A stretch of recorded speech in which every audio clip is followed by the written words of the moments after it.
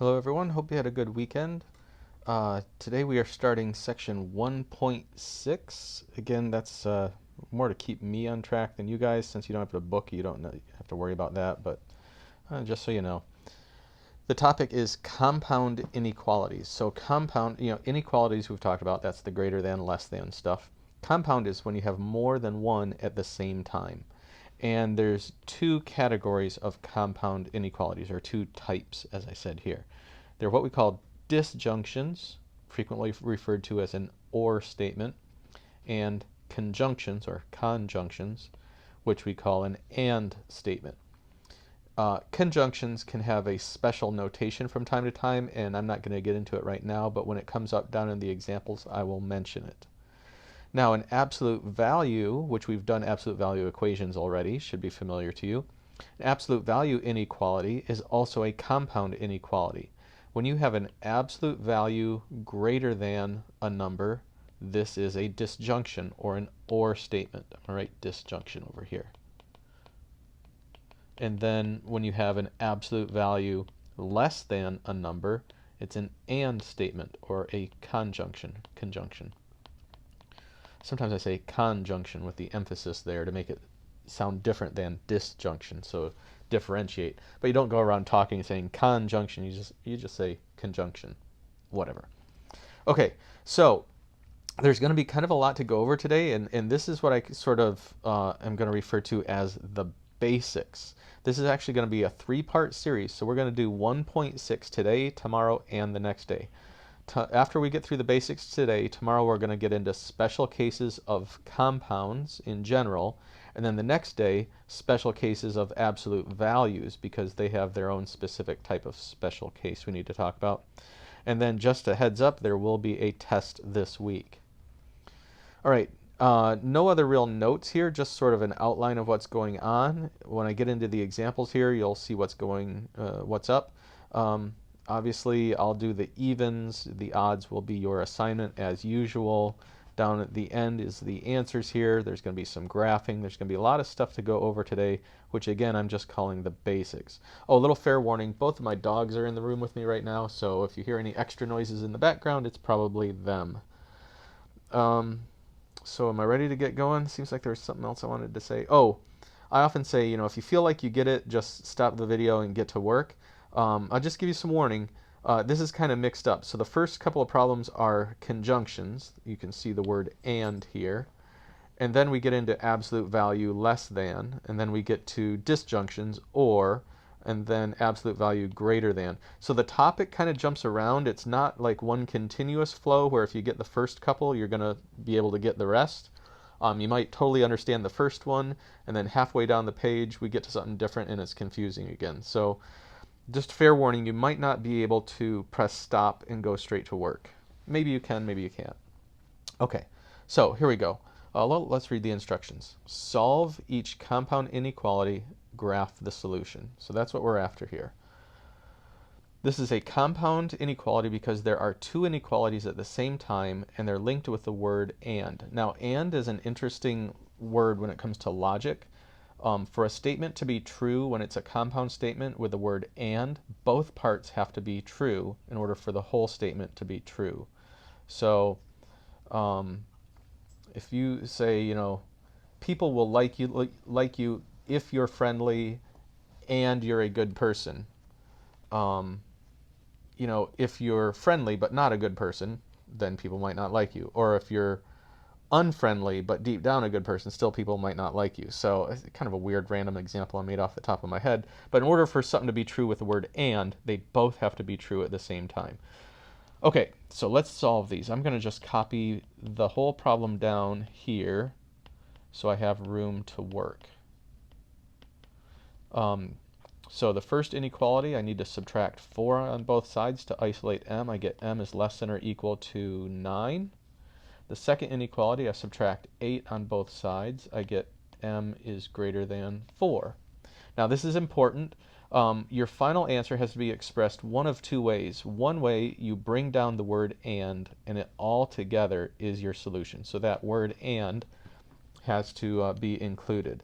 The second way, the more common way to write your answer, and you will see this in the answer key, is what I called special notation up here. So conjunctions, or and problems all have a special notation that you can write your answer. And it goes like this. You put your variable down. On the left, you put the smaller number, which in this case is 4. On the right, you put the bigger number, which in this case is 9. Then in between them, you put the inequality symbols, or the mouths. So when it comes to the 4, you see that this mouth is eating the m, so we have to bring it down like this. When it comes to the 9, you see that this mouth is eating the 9. So that is the more customary way to write this answer. So it's given as 2 separate inequalities, but when you're done, there's a way to link it all together. I kind of want to explain that a little deeper, but I really don't want to get off track and get confusing either. So I'm not sure what I'm going to do here. Maybe let me think about that. I'm not going to graph it yet. I'm going to go down and check the answer just to make double sure that I haven't messed anything up. And there you see that answer right there. Okay, now let's go to the number line. I want to think about this logically, and then I want to just tell you how to graph it. So logically, 4 is less than m, which is less than or equal to 9. Can you think of a number right now in your head that 4 is less than the number you're thinking of, and the number you're thinking of is less than 9? Well, something like 5 or 6 or 7 or 8. Those might pop into your head. If you're real creative, you might think of something like 4.1 or 8.9 or 5.3. All of these numbers are greater than 4 and less than 9 at the same time. But even 9 would count because it's less than or equal to. So m could equal 9. M cannot equal 4. There's no equal sign there, so I wouldn't put 4 on my list. That would be wrong. So my graph has to have some way of indicating that 4.1, 5, 5.3, 6, 7, 8, 8.9, 9, all those numbers are included. So here's what we do. So that's like the logical way of thinking about it. On this number line, how can we highlight every single point that is greater than 4 and less than 9 at the same time? So we circle 4, and we've done this before. We said when there is no equal sign on the inequality, you put a circle. You put a dot on the 9. There is an equal sign here, so that you use a dot, and then you simply shade in between those two numbers. I'll go ahead and use my highlighter to shade. Let me get the right color. It's kind of a purple. It's supposed to be blue, but okay. And there it is. So what I've done is I've shaded all the numbers between 4 and 9, including the 9, but not including the 4. In fact, that's how you can read this. You see that the m is physically between the 4 and the 9. It's right in between there. So the way it's written kind of matches the graph. The shading, the highlight, is between the 4 and the 9. The circle is the fact that there's a less than with no equal to. The dot is the fact that there's a less than with an equal to. So that's what it is. Let me scroll down and look at the answer again. Oh, scrolling forever. And there it is. So it's in red. I did blue, but same idea. All right, let's look at the next one. By the way, before I look at the next one, number 1 that you're going to do for homework is a lot like number 2 that I did. Now, both of these I solved by subtracting a number on both sides. This one, it looks like you're going to be multiplying by a number on both sides to cancel that out. So the steps will be different, but the fact that it's an and problem, the graph is going to be real similar. That's kind of the same. Okay, number 4. Now, number 4 doesn't have the word and, but it's already given in this sort of special linked together notation. So you have a choice. You can break it down into 2 problems with the word and, like so. So we have this right here, and then let me change colors, this right here. And then just do it like the last problem. If you understood the last problem, you can work this out, same. However, when the problem is given to you in this special notation, there is the possibility that you can just leave it in the special notation and work it out as is. Now, with an equation or an inequality, we're used to the idea of isolating the variable, and whatever you do on one side, you do on the other side. We still want to isolate the variable, and to do that, we'd have to subtract the 5. But in this case, there is no one side and the other side. There's the middle, the left side, and the right side. So to cancel out this 5 by subtracting it, you do have to subtract it on the far left of this inequality and the far right of that inequality. So 5 minus 5 is 0. Bring down the less than or equal to. Bring down the x. These 5's cancel. Bring down the less than or equal to. 15 minus 5 is 10. Accidentally drew a dot there. Accidentally erased too much. Oh, come on. Laugh at me. Go ahead. Okay, so we just bring this whole thing down, eliminate that plus 5 by subtracting it, and make sure you subtract it in all three, left, right, and middle, all three locations. But now we get our answer already in that notation. Let's go ahead and graph it and then check it. So on the far right, we have 0. So I'm going to put, what, a dot or a circle? Equal sign correlates to a dot. Oops, wrong spot. Right there. So likewise over here, we have an equal sign on the 10. There's another dot. The x is in between them. 0 is less than x, and x is less than 10. That would be all the numbers in between there. So we would shade from here to here. Let me look at number 4, make sure I didn't mess up. And there it is. We are doing well. Okay. Oh, geez, too much scrolling. So here, number 3 for you is going to be a lot like number 4 for me. Just kind of duplicate those steps, reason through it the same way. There are no equal signs here, so that's going to be slightly different than what I did. Make sure you are paying attention to that and getting everything correct. Okay, number 6. Now, what we have here is an absolute value less than a number. Let me go back up to what I told you before. An absolute value less than a number, that's right here, is an and problem or a conjunction. So what do you do with it? Here's what you do with it.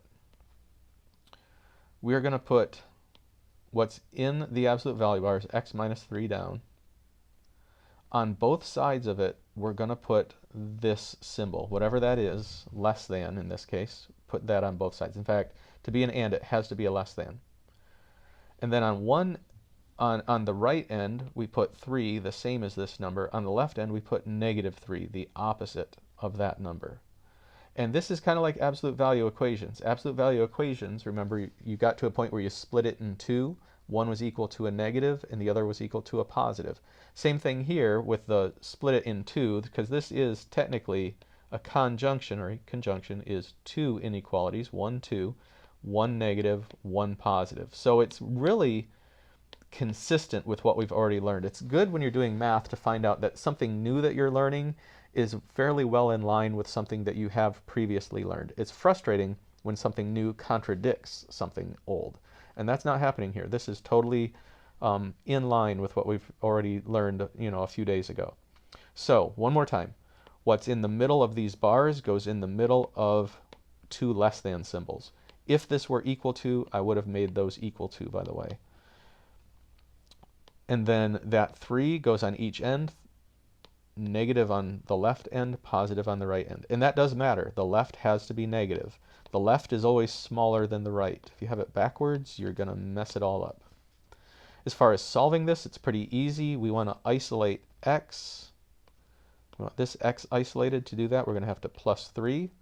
And just like before, there is no left and right. There's actually left, right, and middle. So you got to add 3 on the left and the right to match what you did in the middle.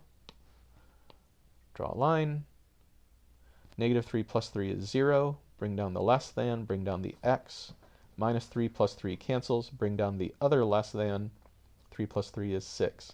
So what this says is our answer is all of the numbers between 0 and 6, but not counting the 0 and 6 because there's no equal sign there. So how do we graph all the numbers between 0 and 6? Put a circle on 0, put a circle on 6, and then shade in between. Oh, I used a different color, but I like it better, so I'm going to go with that. So this is our solution.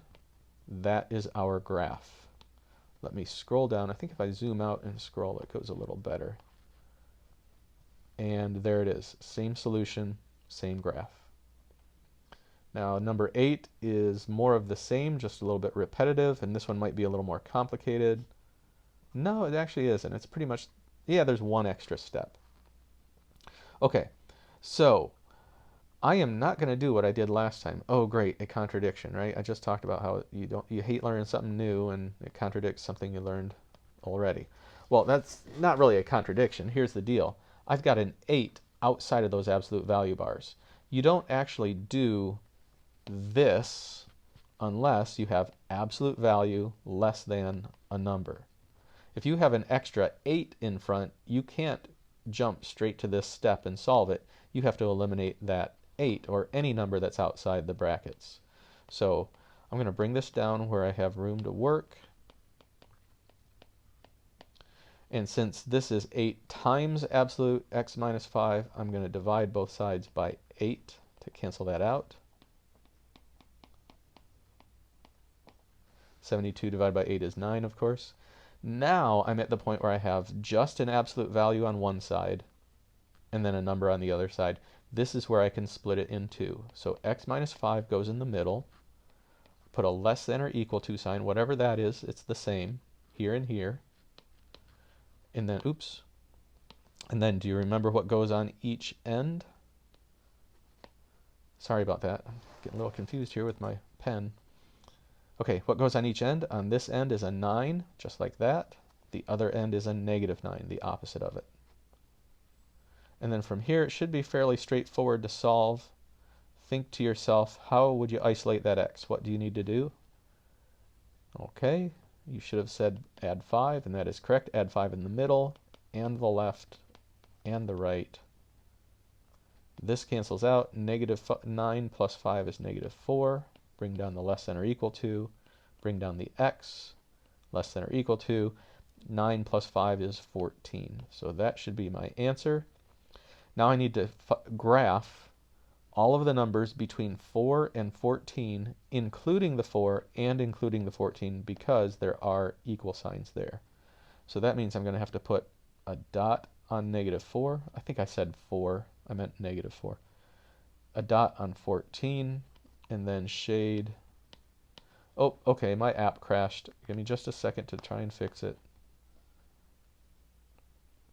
That's frustrating. Every so often it just freezes up and I can't zoom in, zoom out, scroll, nothing like that. Okay, back to this. So I put a dot on negative 4, a dot on positive 14, shade in between them, and my picture looks like that.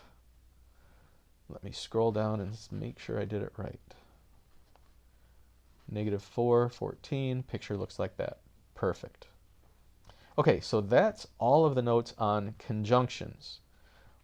With the word and, with the special notation, or with absolute value. A less than means and when you do absolute values. Okay, let's go to number 10, where we have the word or. This is a disjunction. So negative 10 is greater than, negative 10x greater than 90, or x minus 2 greater than 8. I'm just rewriting it so I have room to work. I need to, once again, solve both of these. The first one, to isolate this x, that is times, so I need to divide by negative 10. Negative 10 divided by negative 10 is positive 1, so that leaves me with 1x. Remember, there is this special rule. That looks horrible. We talked about, oh my goodness, R-U-L-E, Haskell, come on. All right, whenever you divide by a negative, here we divided by negative 10, you actually have to flip the symbol around. So this special rule, flip the symbol. That happens here.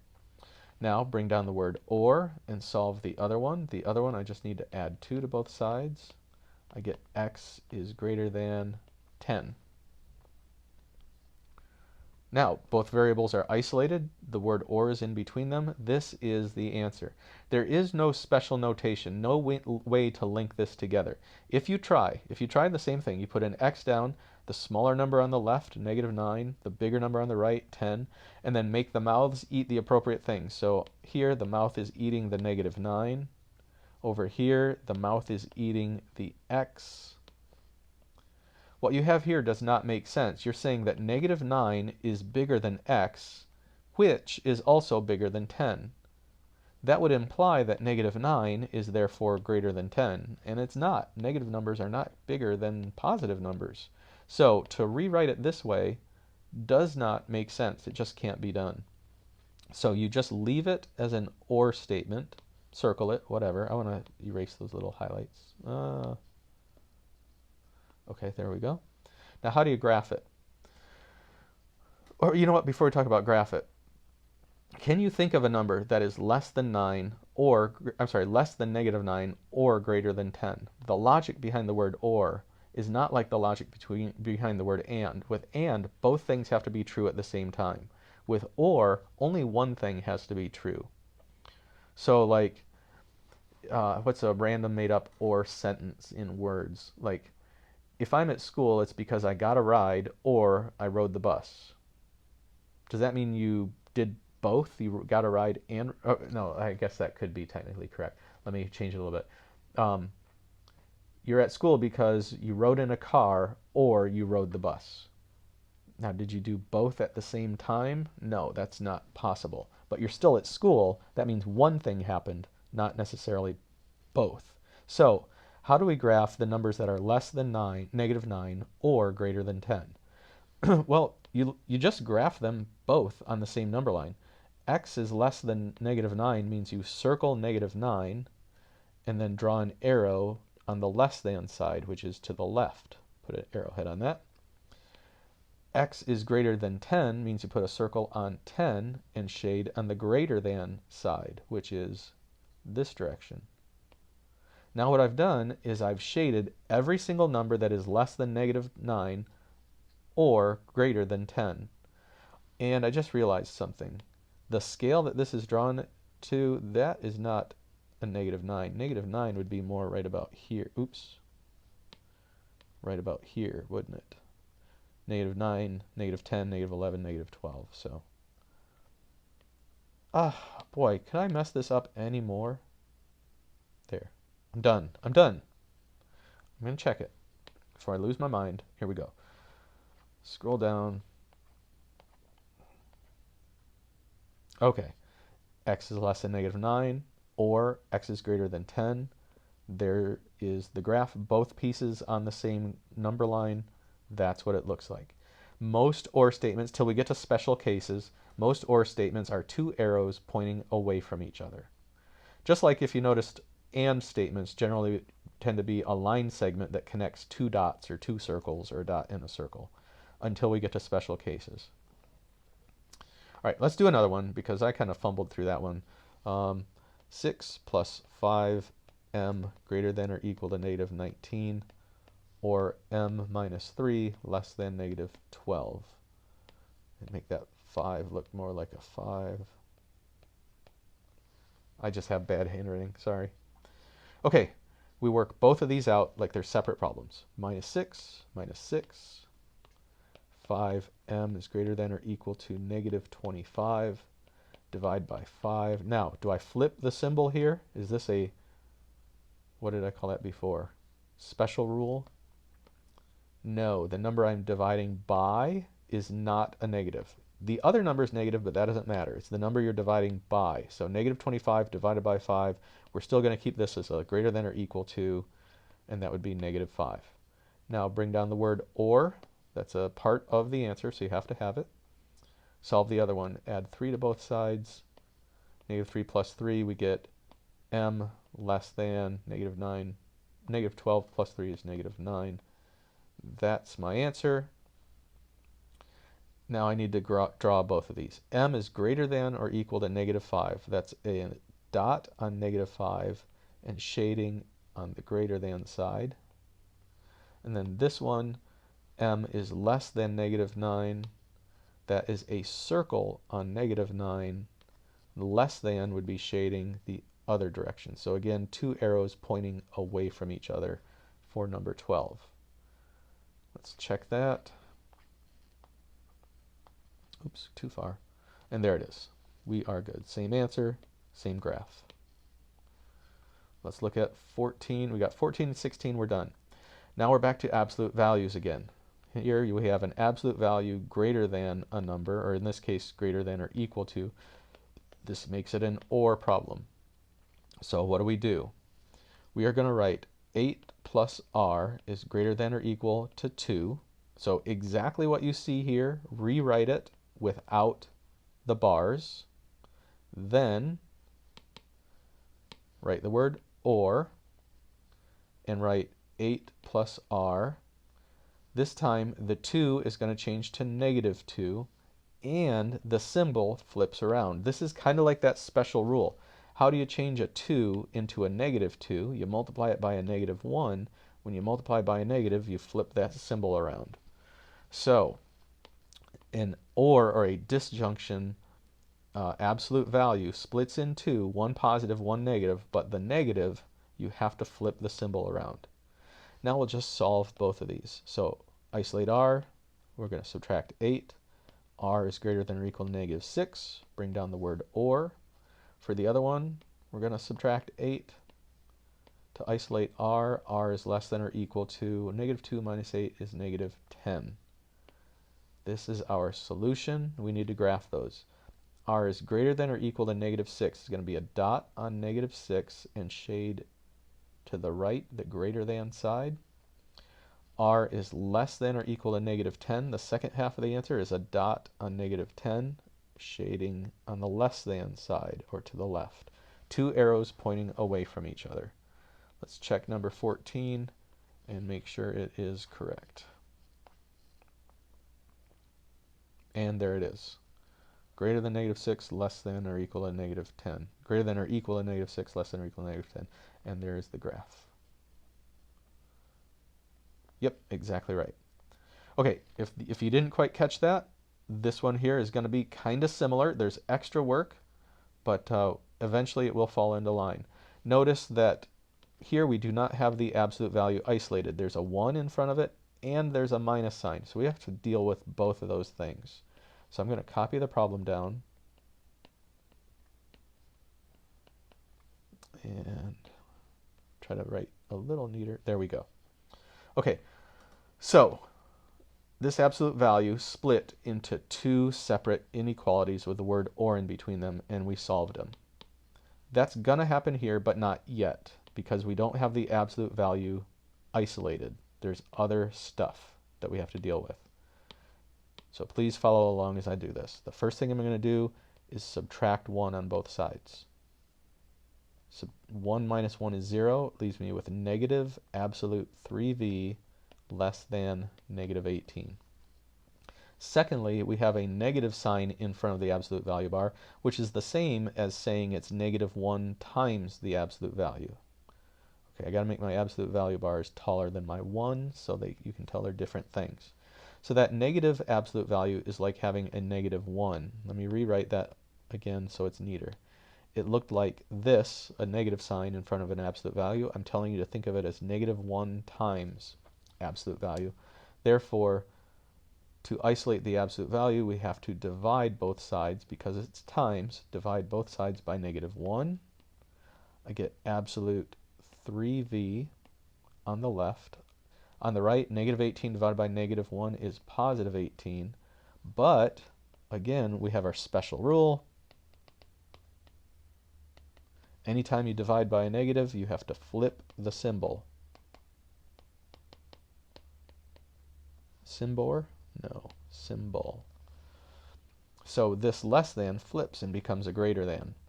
Now that it is a greater than, we see that absolute value greater than is an OR problem. So this is going to split into an OR problem.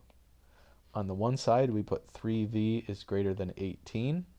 So this side looks exactly like that, only without those vertical bars in it. The other side, do you remember what that is from the last problem? It's 3v, negative 18, and then flip that symbol. So there's a lot of flipping the symbol around in this problem. Could get confusing. Yeah, it's going to be a challenge. Number 15 for you, once I am done, number 15 for you is going to be like number 16 for me. There's going to be some extra steps with flipping stuff around. But I'm not done. I still need to solve this. So if I want to isolate v, I have to divide both sides by 3. V is greater than or equal to 6. Bring down the word or. Here we also have to divide by 3. V is less than or equal, or sorry, just less than negative 6. So that is my whole solution. How do I graph it? V is greater than 6. You would circle 6, shade on the greater than side. V is less than negative 6, circle negative 6, shade on the less than side. So once again, we have two arrows pointing away from each other. And that's what happens on these or statements or disjunctions. I've already said this, I'm sorry. But until we get to special cases, that's what you're going to be looking for here. So number 16, and there it is. Okay, so lots of information here. And again, this was the basics. So I thought I wrote down the word basics. Yeah, right here. We're doing the basics today. So tomorrow, special cases in compound, and then the next day, special cases in absolute value. Those will probably be shorter videos, but it's even more information. So do the odds. Because I know this is a lot of information, I basically made it so that number 1 works a lot like number 2, number 3 works a lot like number 4, etc., etc. So you should have some good guidance going through this, but as always, contact me with questions and I'll do all I can to help you. Until I see you again.